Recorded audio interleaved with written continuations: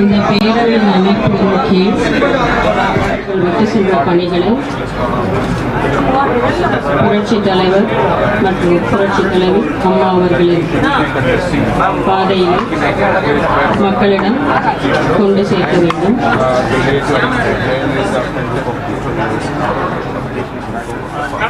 இரட்டை இலையை மீட்க வேண்டும். Selvam had also claimed that they are the ones who are originally the AIDMK party and they have all right.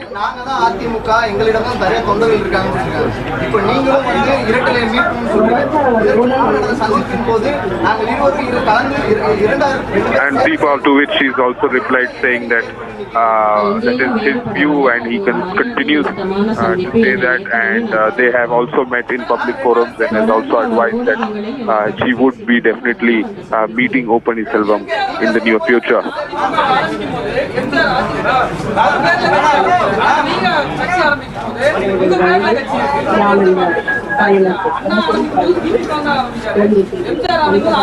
Also saying the question being asked, why choose such a name, and to which she has replied saying that she wants to follow the legacy of NTR, her aunt Jayalalitha, and of course her, which is why the name coming saying that they want to follow the legacy and also follow the path in which Jayalalitha especially paved a way for them.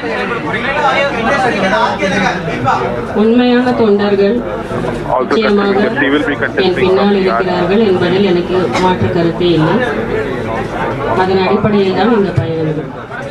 Deepa ji, are you contesting in RK Nagar constituency? I will definitely contest from RK Nagar.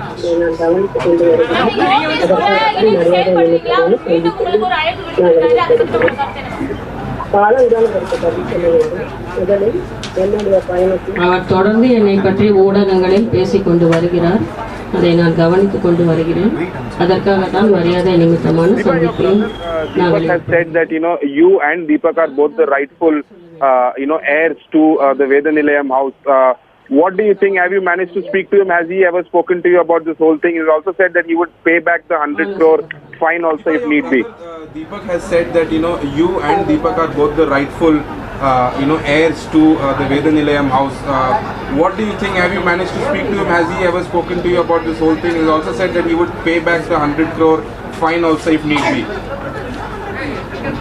I was absolutely unaware of all this, and I believe this move by Deepak has rightly been staged today to kind of back me out of what I want to do. This is my view, and this is a ploy that has been staged.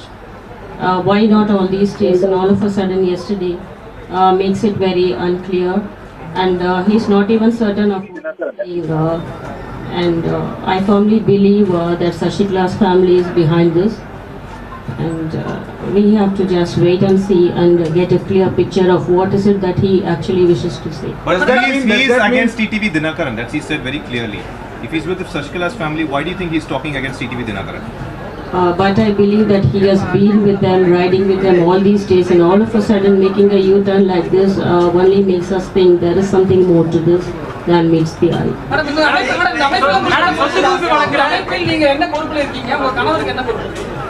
What kind of responsibility would Deepa be holding in the party? அரசியல் களத்தில் பணியாற்றுவதற்காக ஏற்படுத்தப்பட்ட அமைப்பு. நாங்கள் தொடர்ந்து மக்கள் பணிகளை ஆற்றி அவர்கள் கருத்துக்களை சேகரித்து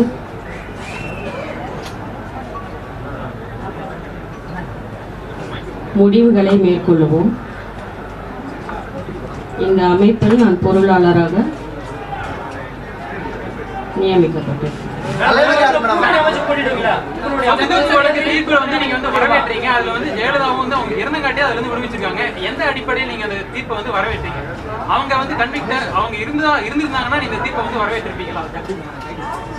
நிச்சயமாக அவர் எந்த தவறும் செய்யவில்லை என்பதில் எனக்கு மாற்று கருத்தில்லை.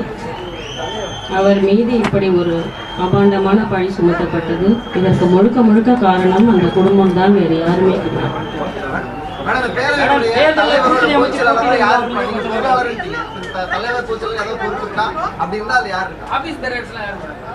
அனைத்தும் அறிவிக்கப்படும் சற்று நேரம்.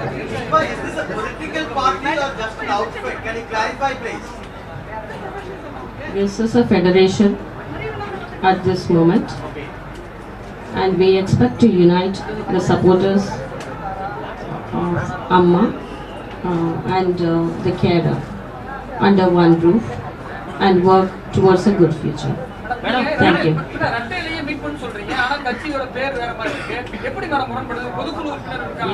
What kind of organizational structure will the party have, considering she requires the numbers to ensure there's a proper council?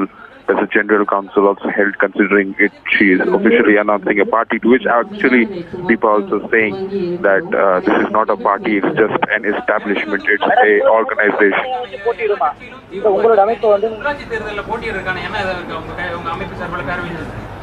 எண்ணம் இருக்கிறது, நிச்சயமாக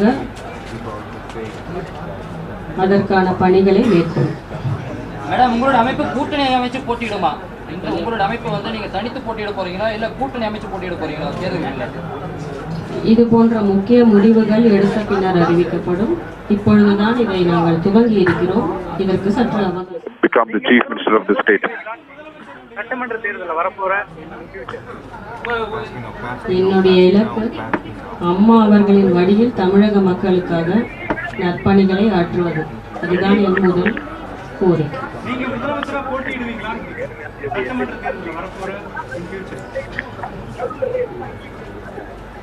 இது குறித்து மக்கள் முடிவு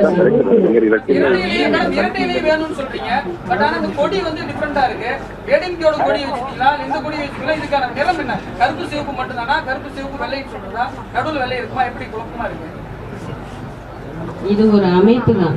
நான் தொடர்ந்து அதை தான் சொல்லி வருகிறேன். எங்கள் பணிகளை தொடருவதற்கான அமைப்பு. இணைந்து செயல்படும் சொன்னீங்க, அது என்னன்னு கொஞ்சம் இப்பயாவது விளக்குங்க. என்ன இப்போ பேரவை ஆரம்பிச்சீங்க, பேரவை அவரோட செயல்படுமா இல்ல அவர் எந்த மாதிரியான இணைந்து செயல்படுதுன்னா என்னன்னு கொஞ்சம் எக்ஸ்பிளைன் பண்ணுங்க.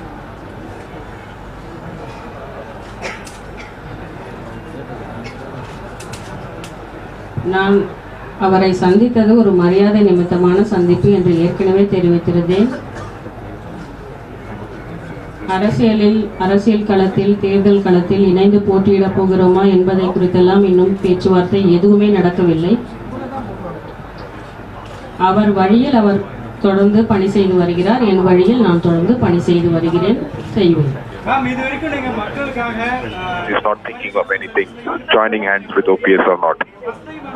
For example, நீங்க இதுவரைக்கும் பண்ணிருக்கீங்க மக்கள் இந்த பேரவை ஆரம்பிச்சிருக்காங்க. அதே மாதிரி சசிகலா அவங்களுடைய எதிர்த்தரப்பு தான் உங்களுக்கு ஆதரவு தெரிவிச்சிருக்காங்க. இந்த சந்தர்ப்ப சூழ்நிலை அரசியலா நீங்க உருவாக்கி இருக்கீங்க. இன் ஃபியூச்சர்ல உங்களுடைய செயல்பாடு எப்படி இருக்கும்? ஃபார் எக்ஸாம்பிள் நீங்க இதுவரைக்கும் பண்ணிருக்கீங்க மக்கள் உதாரணத்துக்கு சசிகலா அவர் மக்கள் பணி என்பதெல்லாம் அவரவர் விருப்பத்திற்கு ஏற்ப நடைபெறுவது கிடையாது. Right now is what has she done so far for the people who supported her, to which Deepa is saying that even Sasikala had taken over the party, but she's not done anything for the people. The question needs to be asked to Sasikala, and it's not about doing something for the people, but it's about the people being ready to accept you as a person to lead and also lead the state or lead this party into a bright future. அவரை உங்களால் ஏற்க முடியும், ஆனால் உண்மையாக நல்ல சிந்தனையோடு தொண்டர்களும் மக்களுக்காக அனைத்து இந்திய அண்ணா திமுகவின் தொண்டர்களும் நிச்சயமாக புரிந்தது. எனது வாழ்க்கையை நான் அர்ப்பணிக்க விரும்புகிறேன். தொண்டர்களும் அனைத்து இந்திய அண்ணா திமுகவின் தொண்டர்களும் நிச்சயமாக புரிந்து கொள்ளும். அவர்கள் நான் அரசியல் களத்தில் உடனடியாக தலைமை ஏற்க வேண்டும் என்றுதான் விரும்பினார்கள்.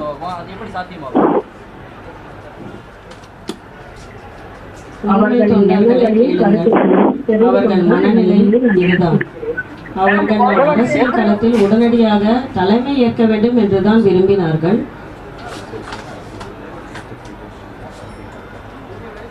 அவர்களின் எண்ணங்களையும் கருத்துக்களையும் தெரிந்து கொண்டுதான் இந்த முடிவை நான் எடுத்திருக்கிறேன். எல்லாரும் உங்களை தலைமை ஏற்கனவே நீங்க எப்படி நினைக்கிறீங்க? ஏன்னா நீங்க திடீரென்று ஒரு ஊடகத்தால் விமர்சிக்கப்பட்டு பல்வேறு கேள்விகளுக்கு ஆட்படும் பொழுது நீங்க உறவினருங்கிற ஒரு செய்தி வந்து வெளியே வருது. அதுக்கு பிறகுதான் உங்களை வந்து தேர்ந்தெடுக்கிறதுக்கான ஒரு மனநிலை, அதாவது ஒரு எதிர்நிலை யாராச்சும் வரணும் அப்படிங்கறத நினைக்கிறாங்க. இந்த நிலையை நீங்க பயன்படுத்திக்கிறீங்கிறதுல மாற்றுக்கிறது கிடையாது. உங்களை தான் தேர்ந்தெடுத்தாங்க. எந்த நிலையையும் எந்த காலகட்டத்திலையும் நான் பயன்படுத்திக் கொள்ளவில்லை. முதலிலிருந்தே நான் சொல்லி வருகிறேன், மக்கள் விரும்பினால்தான் இந்த பணிக்கு நான் வருவேன் என்று. இதை கட்டாயம் என்று சொல்ல முடியாது, ஆனால் நிச்சயமாக அதை விரும்புகிறார்கள். அதன் கருத்து கணிப்பெல்லாம் எடுத்துவிட்டு அவர்கள் கருத்துக்களை சேகரித்துவிட்டு பின்பு இந்த முடிவை நான் எடுத்திருக்கிறேன்.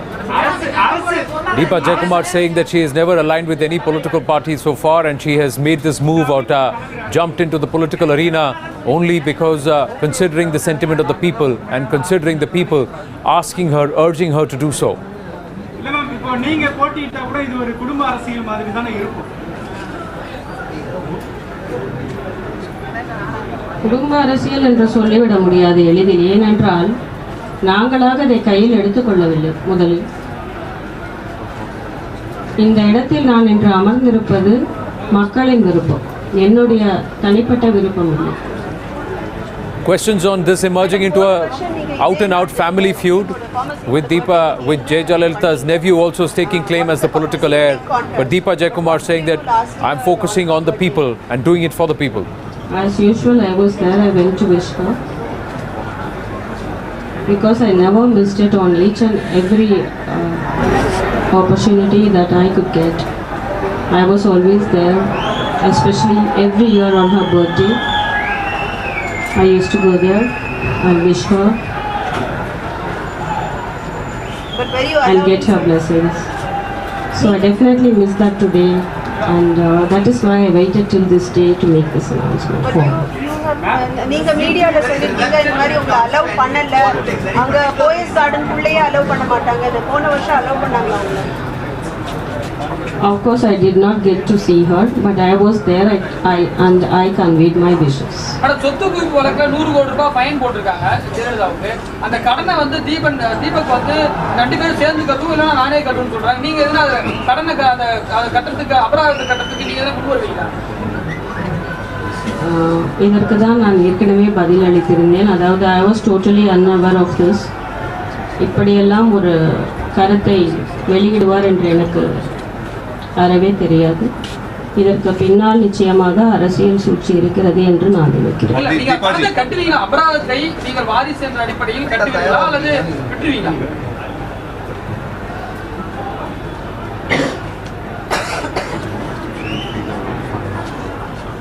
இதற்கான பதில் இப்பொழுது என்னிடம் இல்லை. ஏனென்றால் முதலில் இப்பொழுதுதான் இந்த தீர்ப்பு வந்திருக்கிறது.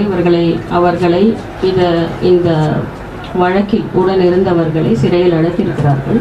அடைத்த பின்னர் ஒரு சில நாட்களில் இது போன்ற ஒரு கருத்தை முன்வைத்திருக்கிறார்.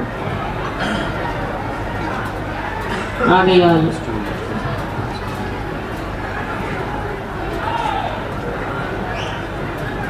இது குறித்த கருத்தை நான் இப்பொழுது தெரிவிக்க விரும்புகிறேன். Deepaji, is there a chance for your brother to have an honest change of mind? If that's so, will you accept him in your party?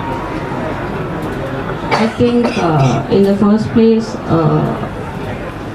I can't believe this is happening because all these days he had a different opinion about Sashikala and her family, and all of a sudden yesterday he made a twist and U-turn and said he does not wish the person called TTV Dinakaran to take office. But again he contradicts himself and says that but he wants Sashikala. He wants Sashikala, but he does not want Mr. Dinakaran. So I don't think there is any point made here. There's no clarity in the first place, so it should be rejected completely. Ma'am, நீங்க இப்போ RK நகர்ல போட்டியிட போறீங்க.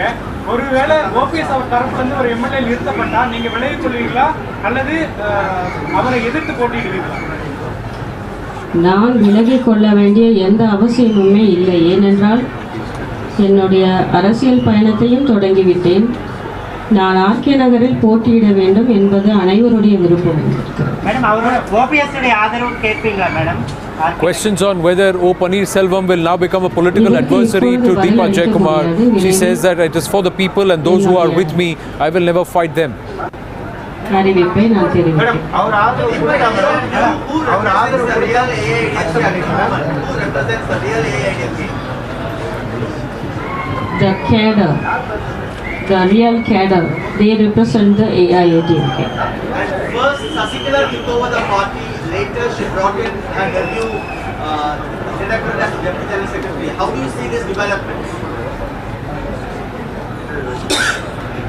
This was a planned event, as I had said much earlier, and it comes as no surprise. The family had planned to take over, capture the party, hijack the party much earlier, I think way back in 2011 itself, which is the primary reason for my aunt, Madam Jayalalitha, to throw them out, not even sparing the basic membership. I think this is a case in point, and it needs to be highlighted at this moment. Deepaji, once again coming back to the long-standing question, OPS today also stated that he will ask for an enquiry in which the centre should also participate. Now the point is that AIIMS was always there when Madam Jayalalitha was given treatment. How do you see this statement? Will you also go for an enquiry with the central government involving in it? I had always demanded for all the details of the treatment to be published. I had been there standing outside the hospital since the first day she was admitted, and I was not allowed. So I was completely and intentionally kept out in my view. I think it is high time that all the details are made public. That's all I can say for now. Madam, the court has said